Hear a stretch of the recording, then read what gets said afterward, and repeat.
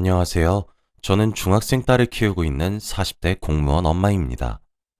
지금 제 딸은 남편에게 커다란 상처를 받아 정신적인 상처가 너무 컸는지 선택적 함구증에 걸렸었는데 이제 차차 나아지고 있어요. 저와 우리 딸에게 일어났었던 기막힌 이야기를 한번 적어보겠습니다. 저희 남편은 대기업에서 일을 하고 있어요.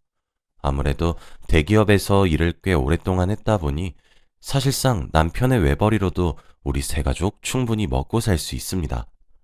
하지만 제 직업도 공무원이라서 참 안정적이고 복지가 괜찮은 직장이라 저는 맞벌이를 선택했죠. 제가 일을 하는 스스로를 자랑스럽고 좋아하기도 하고요. 남편과 결혼을 하고 난 후 아이가 꽤 오랜 기간 동안 생기지 않았습니다.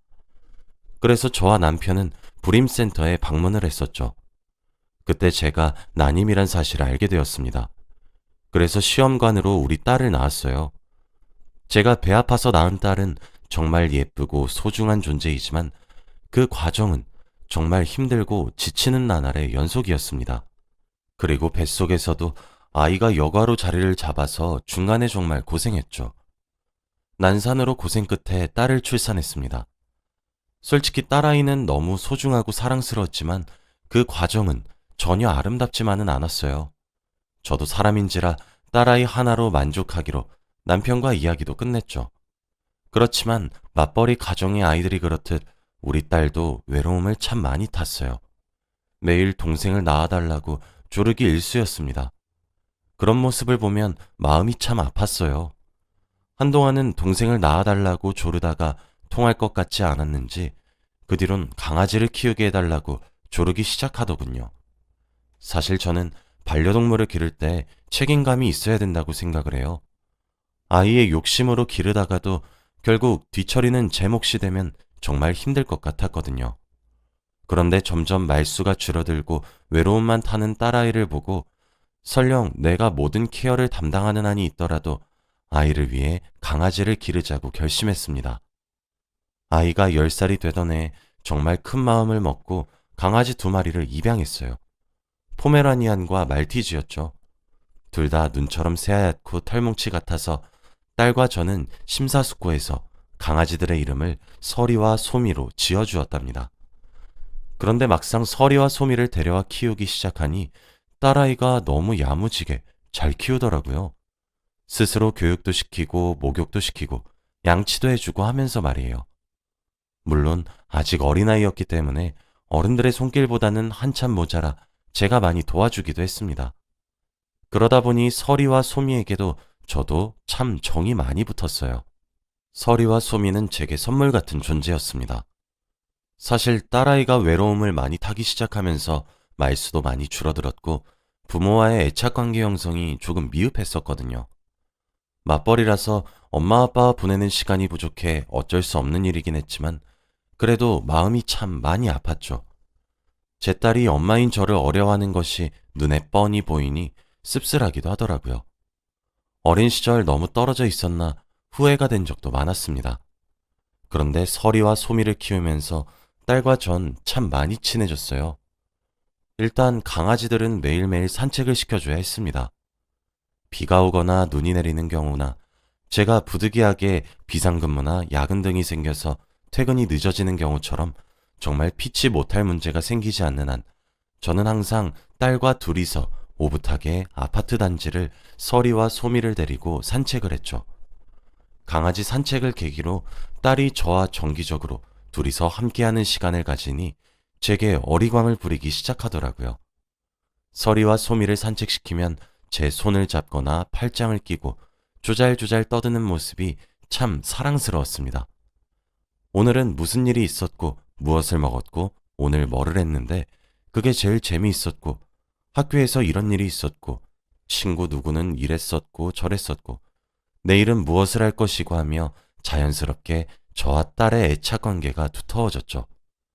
그래서 저는 서리와 소미에게 참 고마운 게 많아요. 이젠 제 둘째, 셋째 자식 같고 그렇습니다.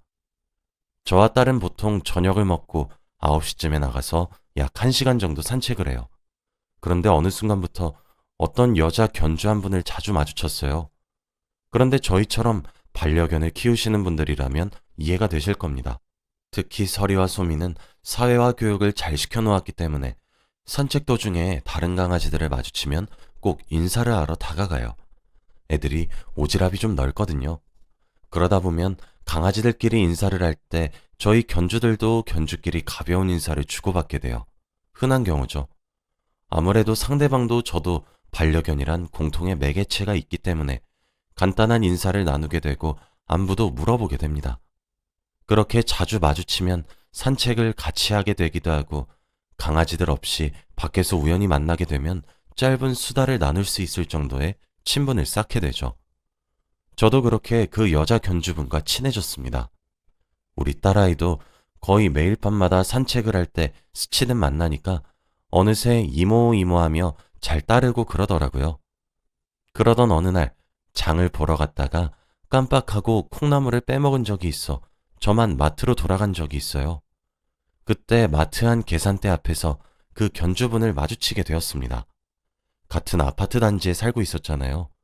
그렇다 보니 아파트 단지까지 같이 오게 되었습니다. 그런데 가는 길이 계속 같더라고요. 알고 보니 같은 라인에 살고 있는 거였습니다. 심지어 저희 바로 윗집에 살고 계시는 거예요. 그쪽도 저처럼 깜짝 놀란 눈치였죠. 사는 집이 가깝다는 사실도 알게 되자 내적 친밀감이 쑥 오르더라고요. 저희는 그때 통성명과 나이를 서로에게 알려주었죠. 알고 보니 저보다 1살 어리더라고요. 이름은 정민이었어요. 우린 자연스럽게 언니 동생 하는 사이가 되었습니다. 저랑 남편 둘 다 야근을 하거나 일이 생겨서 저녁 늦게 들어오는 날이 되면 저희 집으로 내려와서 저희 딸 저녁도 만들어주고 그랬습니다. 아무래도 여러모로 고마운 것이 참 많은 사이가 되었죠. 지금 딸이 중학교 2학년이에요. 사춘기를 겪는 시기죠. 그래도 저는 같은 여자이고 엄마이기도 하고 아이가 어렸을 때부터 함께 시간을 자주 보내서 절 대하는 것엔 큰 어려움이 없어 보였죠. 그런데 남편과는 정말 거리감이 많이 느껴지더라고요. 사춘기 시기까지 겹치니 말이죠. 남편은 딸한테 서운하다 서운하다 하는데 그러게 시간을 좀 같이 보내주지 그랬냐 합니다. 일하느라 딸에게 신경을 쓰지도 않아 놓고 서운해만 하니까 저는 조금 답답하긴 했거든요. 그래서 하루는 주말이었는데 제가 혼자서 대청소를 하려고 했는데 그러다 보니 장 보러 갈 시간도 없고 사야 될 것도 많더라고요. 그래서 분담해서 하자면서 딸 보고 아빠 짐이 많을 것 같으니까 따라가서 같이 도와주고 오라고 했죠. 툴툴거리긴 해도 남편과 함께 나가더군요. 둘이서 친해지길 바라는 마음으로 제가 만들어준 시간이지만요. 그렇게 저는 혼자서 대청소를 시작했어요.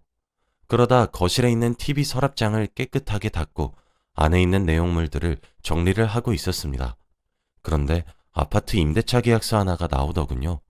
남편의 이름으로 되어 있는 계약서였어요. 웬 아파트 임대차 계약서인가 싶어서 서류를 들여다보니 저희 아파트더군요. 분명 지금 저희가 살고 있는 아파트는 매매가로 주고 샀거든요. 그래서 이 사람이 지금 나 모르게 뭐 하고 있는 짓이야? 라는 생각이 들어서 나중에 이야기 좀 해야 되겠다 하고 있었는데 자세히 들여다보니 임대차 계약서의 소재 질안에 적혀 있는 아파트 동 호수는 동은 저희 동이었지만 호수는 저희 집이 아니었어요. 바로 윗집의 호수였던 것입니다. 사람이 너무 기가 막히면 말문이 턱 하고 막히는 것 아세요? 설마 아니겠지. 아닐 거야. 저를 얼마나 다독였는지 몰라요. 일단 직감적으로 이 서류를 모른 채 하고 있어야 되겠다는 생각이 번뜩 들었습니다. 그래서 바로 딸아이 방에 있는 스캐너로 계약서를 한 부 복사한 뒤 제 가방 깊숙하게 넣어서 보관했고 원래 있었던 자리에 문서를 그대로 돌려놓았어요. 남편과 딸을 내보냈으니 집안의 대청소를 제대로 해놓아야 될 것 같아 묵묵히 청소를 마저 하기 시작했죠. 청소를 하면 할수록 바닥과 유리창은 밝아졌지만 제 머릿속은 정말 엉망이 되어갔습니다. 그날 집으로 돌아온 딸과 남편을 어떻게 반겼는지, 어떻게 밥을 해먹었는지도 기억이 잘 안 나요. 다음날 월요일이 되어서 저는 평소처럼 출근을 했고 복사해둔 계약서는 회사 서랍으로 옮겨 보관했습니다. 저녁이 되었고 퇴근하자마자 불이 나게 집으로 향했어요. 그리고 딸과 함께 산책을 나가서 목이 빠져라 정민이를 마주치길 기다렸습니다. 아니나 다를까 저 뒤에서 언니 하며 정민이가 반갑게 제게 다가오더군요. 일단 임대차 계약서로 이미 정민이와 내 남편의 관계가 충분히 의심스럽긴 했으나 정말 정민이가 제게 친근함을 느껴서 이렇게 허물없이 대하는 것인지 아니면 기만하기 위해서 이러는 것인지 아니면 정말 정신세계가 특이한 사람이라서 그러는 건지 아니면 정말 자기가 만나고 있는 남자의 와이프가 나란 사실을 모르고 있는 것인지 가늠이 되질 않았어요. 저는 딸아이에게 정민이 이모랑 할 얘기가 있으니까 정민이 이모네 강아지랑 서리와 소미를 데리고 놀다 오라고 했죠. 정민이를 자연스럽게 대하려고 정말 노력을 많이 했습니다. 저는 정민이에게 정민아, 우리 부부 동반으로 저녁이나 한 끼 같이 먹을래? 우리 남편도 소개시켜주고 싶네. 왜? 어차피 같은 아파트 살고 있는데.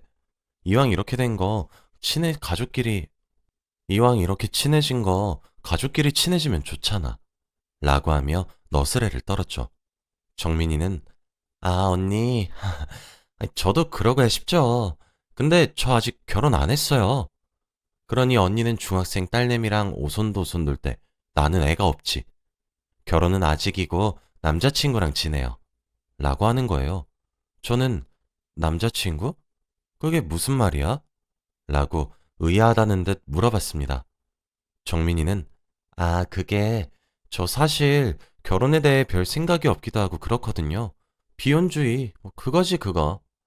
지금 남자친구는 동호회에서 만나게 된 사람인데 자주는 안 만나고 한 일주일에 한 번 정도? 우리 집에서 자고 가고 그러지 뭐. 내가 살고 있는 이 아파트도 사실 그 사람이 해준 거잖아. 라고 하는 겁니다. 정말 제가 자신의 남자친구라는 사람의 와이프란 사실을 몰라서인지 아니면 수준 높은 조롱인지 정말 모르겠더군요. 그래서 제가 슬쩍 어머? 그 사람이랑 동거나 이런 건 안 해? 뭐야 그 관계가? 라고 떠봤어요. 그랬더니 글쎄 아 저도 사실 동거하려고 집을 얻은 건 줄 알았거든요 언니? 근데 이건 아직 내 기우일 수도 있는데 그 사람 유부남일 수도 있겠다 싶더라고. 내가 같이 살자고 해도 꿈쩍도 안 하고 꼭 일주일에 딱 하루만 자고 간다니까? 그날이 매주 금요일 밤이야. 이러는 거예요. 내 참 기가 막혀서.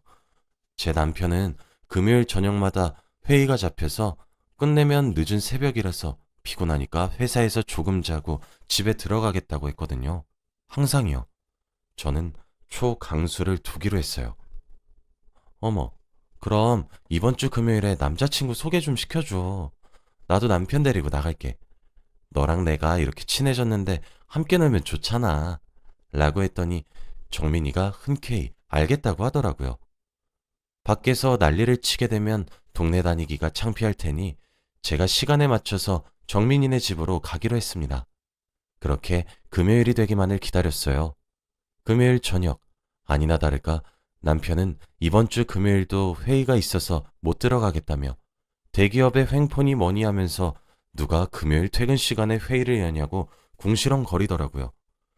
저는 아무것도 모르는 척을 하며 고생하라고 힘내라고 얘기를 했어요.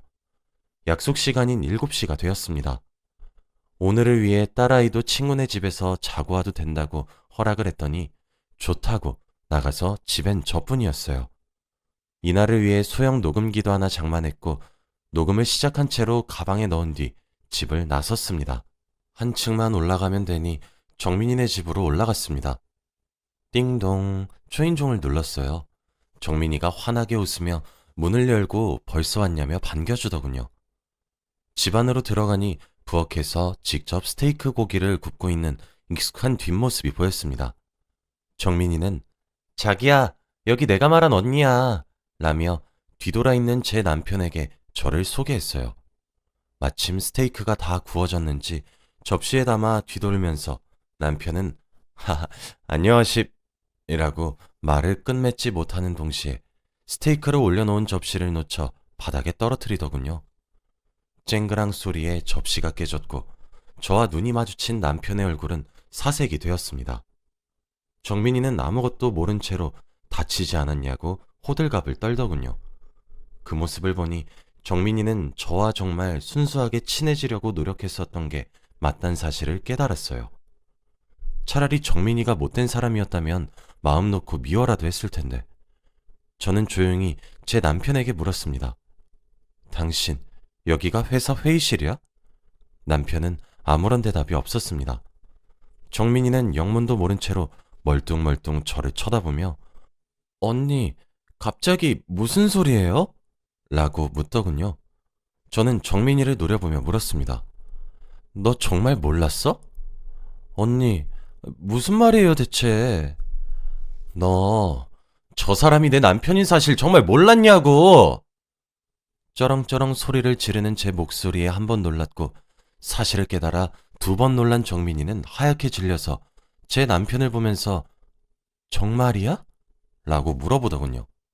그렇게 삼자대면이 시작되었습니다. 남편은 꿀먹은 벙어리처럼 아무런 대답도 하지 못했고 정민이는 어찌나 크게 당황했는지 제게 무릎을 꿇고 정말 몰랐다고 미안하다고 빌기 시작하더라고요. 저는 정민이를 진정해서 소파에 앉힌 후 이야기를 나눴습니다.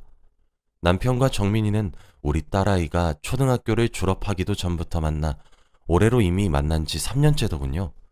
제가 너 저 사람 유부남인 건 알았니? 라고 물어보자 정민이는 아니 정말로 유부남일 줄 몰랐어요 언니. 상식적으로 가정이 있다는 사실을 알면 제가 왜 만나겠어요. 저 사람도 제게 독신이라고 했단 말이에요. 저번에 언니랑 산책하다가 그렇게 말한 건 진짜 농담이었어요. 그냥 수준 낮은 농담한 것뿐이었어요. 라며 훌쩍훌쩍 울기 시작하더군요. 정민이의 말을 들어보니 남편은 노총각이라고 자신을 소개했고 아이와 아내가 있는 사람인 줄 몰랐다더군요. 정민이는 제게 미안하다며 빌었습니다. 정작 지금 당장 무릎을 꿇고 미안하다고 울고불고 빌어도 모자란 사람은 두 발로 서서 멍하니 저희들을 쳐다만 보고 있는데 말이죠. 저는 남편에게 이혼하자라고 말을 했고 정민이에겐 미안한데 앞으로 너 만나는 건 좀 힘들 것 같다. 너도 일부러 이렇게 불륜을 저지른 건 아닌 것처럼 보이니까 상간녀 소송은 하지 않을게. 너도 나처럼 피해자니까 마음 잘 추스리고 두 번 다시 연락하지도 만나지도 말자. 라고 한 뒤 정민이네 집을 나와 우리 집으로 들어왔어요. 남편은 제가 나오자마자 저를 바로 뒤따라왔더군요. 어차피 아이도 친구네 집에 가서 자고 오니 저희 집에 도착하자마자 저는 소리를 있는 대로 지르기 시작했고 남편의 뺨도 수차례 내리쳤습니다. 남편은 미안하다며 제게 빌기 시작했지만 저는 받아주지 않고 온갖 소리를 지르고 욕이란 욕은 다 하기 시작했어요. 한참 힘을 빼고 씩씩대고만 있었는데 털썩 하고 뭔가 떨어지는 소리가 나더라고요. 딸아이 방 쪽에서 말이에요. 저는 설마 하는 심정에 딸아이의 방으로 뛰어가 문을 활짝 열었습니다. 그곳엔 딸이 쓰러져 있더군요. 당장 남편에게 구급차를 부르라며 딸아이를 부르기 시작했어요. 병원에 실려간 딸아이는 외적으로는 상처가 없었어요. 저는 안도의 한숨을 내쉬었죠. 그런데 정신을 차린 딸아이는 말을 잃었더군요. 신경정신과에서 말하기를 심각한 정신적 충격을 받으면 말을 하지 않고 계속 침묵을 유지하는 모습이 가끔 나타나기도 하는데 그것을 선택적 함구증이라고 한다고 합니다.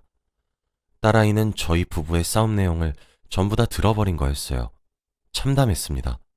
아이의 마음의 문이 닫혔던 사실에 가슴이 아팠어요. 저는 남편에게 우리 아이를 망친 건 모두 다 너 때문이라고 폭언을 퍼붓고 이혼 서류에 도장을 찍으라고 화를 냈습니다. 남편은 끝까지 거부했죠. 딸에게 미안하다고 사과하고 제게도 미안하다고 사과했지만 우리 세 가족은 이제 돌이킬 수 없는 관계가 되어버린 것이었죠. 결국 저는 이혼 소송을 진행했고 당연한 결과로 저는 승소했어요. 아이의 양육권도 제가 가지게 되었고 위자료도 많이 받게 되었죠. 어차피 아이에게 좋은 영향을 끼치지도 않을 것 같은 집은 아예 이사를 감행했습니다. 다행스럽게도 아이는 저를 경멸하진 않았고 점차 안정적인 환경을 만들고 서리와 소미와 딸 그리고 저 이렇게 넷이서 편안한 환경을 만들어주려고 노력했습니다. 제 노력이 빛을 발하는지 점차 아이의 선택적 함구증은 차차 나아지고 있어요. 아마 아이에게 아빠란 사람의 기억은 최악이 될 것 같기도 하네요. 지금은 아예 아빠란 존재를 거부하고 있습니다. 면접 교섭권을 가지곤 있는데 아이가 만남 자체를 거부하니 저도 엄마로서 안타깝기도 하고 그렇네요. 이제 오직 딸과 저를 위해서만 살려고 노력 중입니다. 제가 항상 딸아이의 편이란 사실을 딸이 얼른 알아차려서 마음의 병이 치유되었으면 좋겠네요. 제 하소연을 들어주셔서 감사하고요. 다들 행복한 하루 되시길 바랍니다. 감사합니다.